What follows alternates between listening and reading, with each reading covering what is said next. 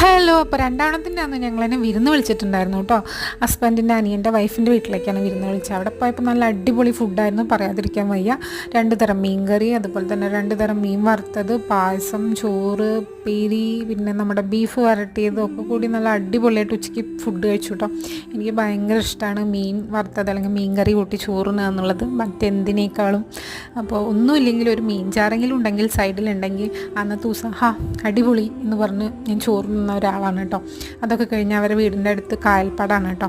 അപ്പോൾ അവിടെയൊക്കെ പോയി ഒരു സൈഡിൽ ആമ്പലും അതുപോലെ തന്നെ ഒരു സൈഡിൽ നമ്മുടെ വെള്ളത്താമരയാണ് കേട്ടോ. ഭയങ്കര ഭംഗിയാണ് കാണാൻ.